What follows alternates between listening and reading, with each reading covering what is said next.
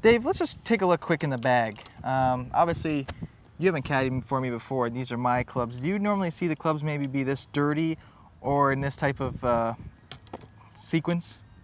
Well, the sequence is okay, but the dirt is a little bit disconcerting. Yeah, I use That's that the in caddy's job, I guess, though, right? So. Yeah, well, I don't have a caddy, so they're usually always dirty. So, yeah, I'd be taking care of that. But anyway.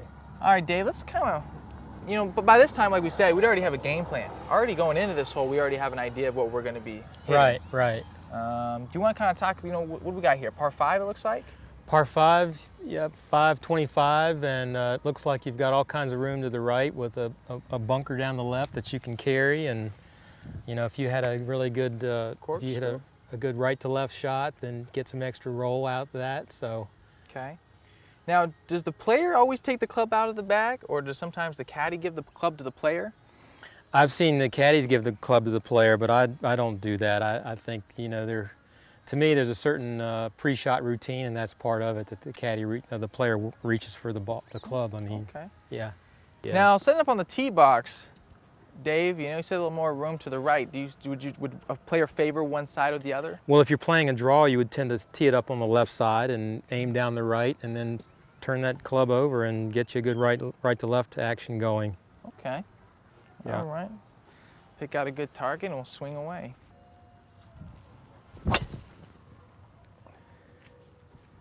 Okay, left center. That's really good. Yeah. Yeah. You've got a good swing. Thank you. I appreciate it. Your address position is beautiful. Thank you. Yeah. Man, I love it. I already feel good already. Yeah, there you go. And I'm not making it up. Is that a part of a caddy's role? Make sure the players kind of feeling good about themselves. Well, you want that, and you want to feel empowered on the golf course, and so you're trying to use that kind of a language on a regular basis, but particularly when you're competing. You also kind of want to have a certain maybe lightness on the course, kind of carrying a light load, And so, like for me, I'm trying to embody that, and like we're just going out here hitting shots. Gotcha. Do you walk at a certain pace on the course? Like, compared to the pace we're walking right now, would you guys walk a little bit faster, a little slower? It'd be quite a bit faster, and pace of play is a big issue on tour, and you've got to meet your times or you get penalized, that kind of thing.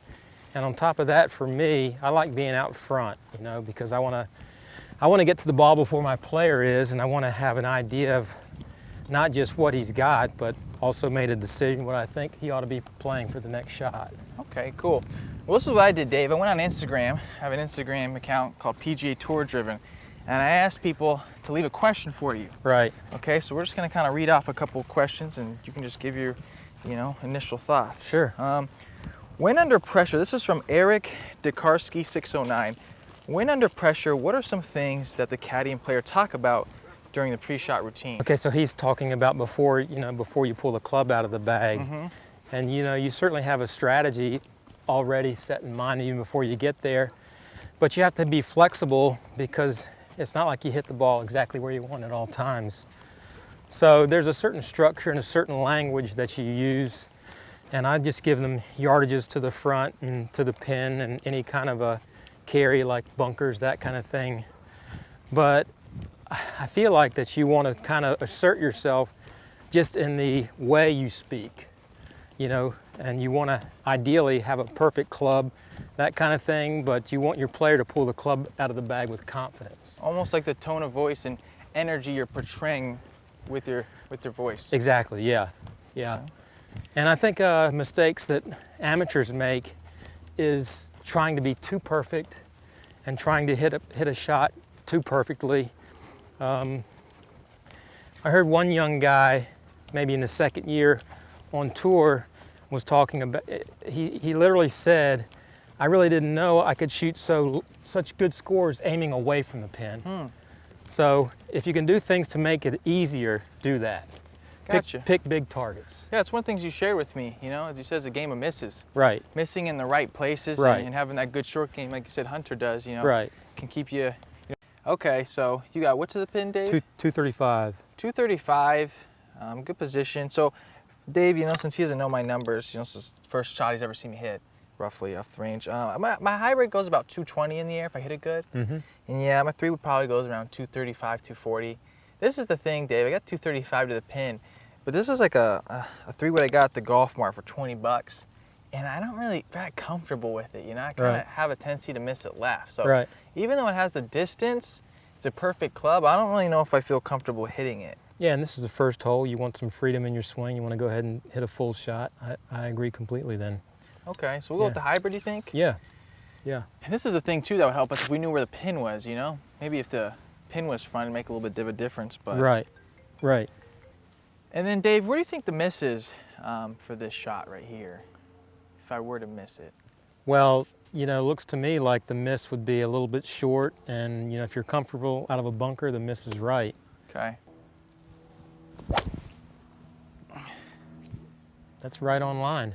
Yeah, it's right on line. I'm not sure if I can get there with this club, depending on what is to the front. Oh, There it is. Perfect.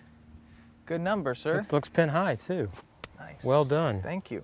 All right, Dave, I'm going to hop out the old phony phone, go back to Instagram. We'll see what somebody else has to say. Mental tips. This is from Eric_N5. Mental tips, ? How to stay sharp between the ears on every hole. That's like an individual thing, you know, so, you know, my experience with a guy like Aaron Oberholzer would be different from, you know, working for, you know, somebody like Jeff Sluman. You know, those are some older names, or I've been around Nick Watney and guys like that, but most people, it's been my experience that if a player can get away from, you know, what they're thinking about golf-wise and just having normal conversation or casual conversation or lighthearted conversation to give your mind a rest, actually.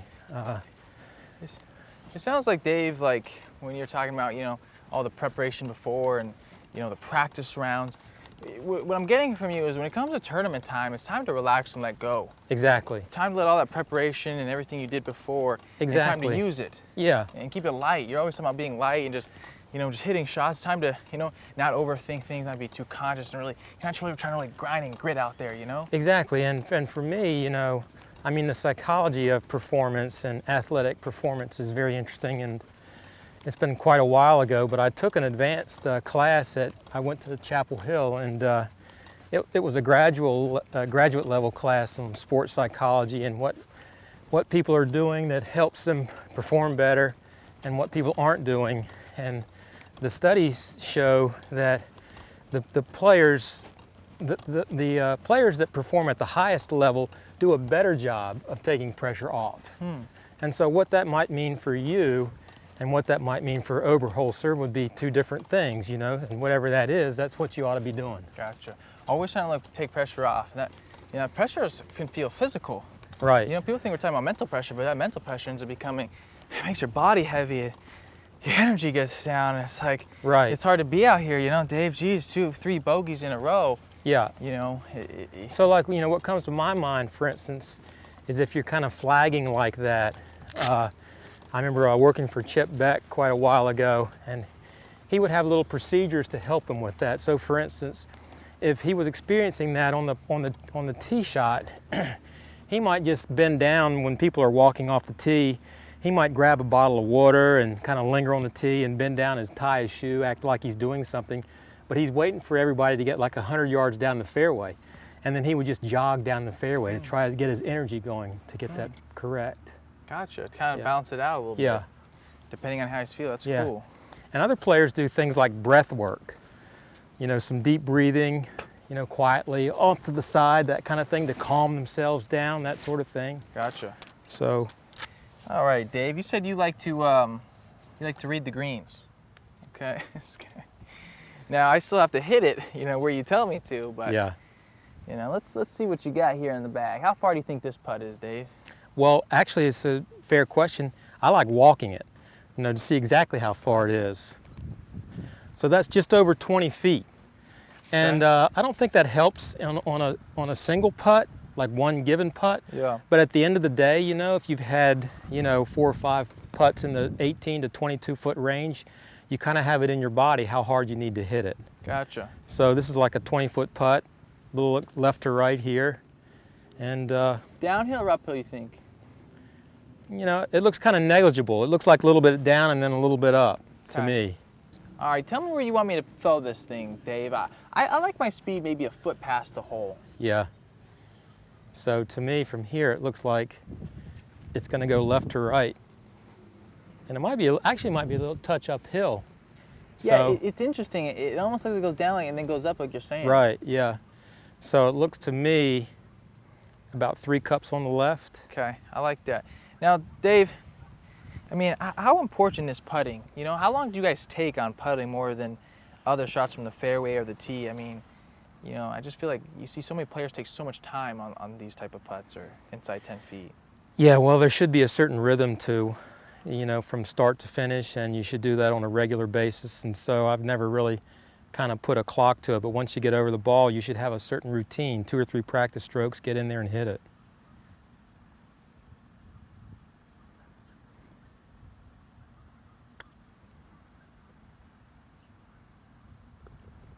Right in the middle.